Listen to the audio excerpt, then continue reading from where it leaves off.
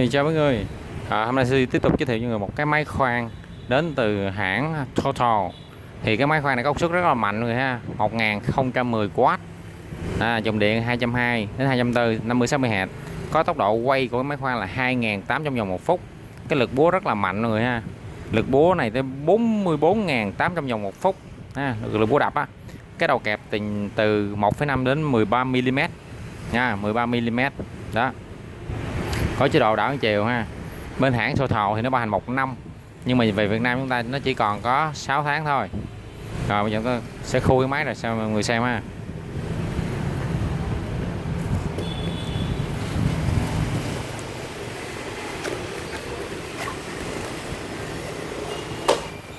Thì đây đã bảo hành.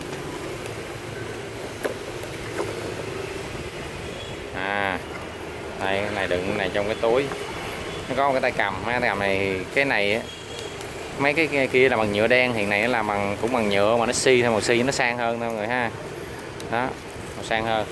Cái tay này tay cử khoan, một cái hai cái chỗ than dự phòng, và đây là cái thân máy. Ồ, đẹp lắm.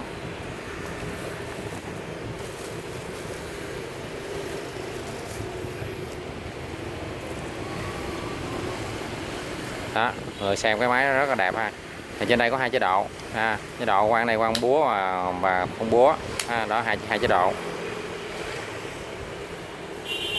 Cái đát này là đát 2018 mọi người ha, 2018 Tốc độ thì mình đã giới thiệu hết rồi, không giới thiệu lại Đó. Rất là đẹp. Và thiết kế cụm này nè, cái cụm này nè làm kim loại nó cái dán logo lên đây, nhìn nó rất là chắc chắn. Thì tôi nghĩ với cái tốc độ này là hàng công nghiệp ha, industrial này. Với cái hàng này tôi nghĩ chắc tốc độ rất là khủng đây. Thì trong cái nút ở đây vẫn có những cái chế độ ha, đó, khóa,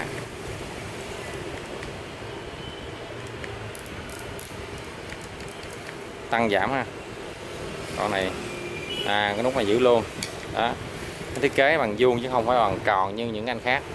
Thôi không có nhiều, cắm điện vô thử ha.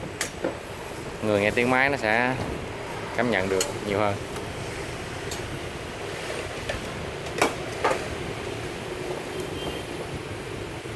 Rồi, cùng xem nha.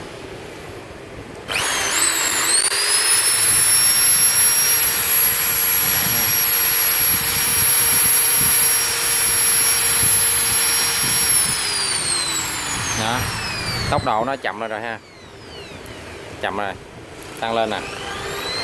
Đó, đang tăng lên, từ từ tăng lên nữa nè, tăng mất nữa nè.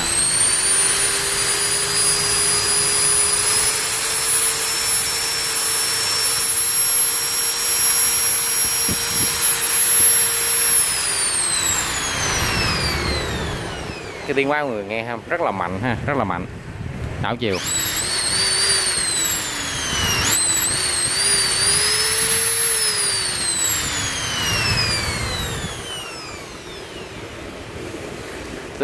Tiếng gió nghe rất là cảm giác như rất là phấn khích.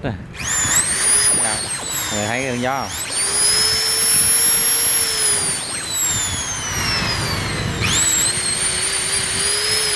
Nghĩa là cái bộ nhông này nó sẽ to ha mọi người, bộ nhông này nó to.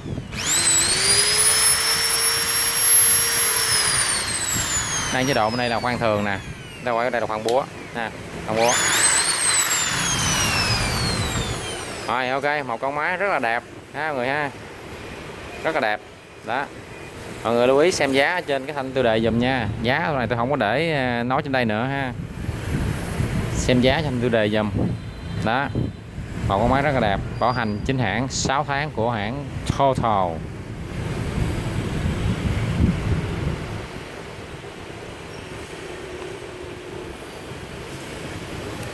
Nhưng mà tôi quay cận cảnh này để cho mọi người xem được cái nét đẹp của nó ha.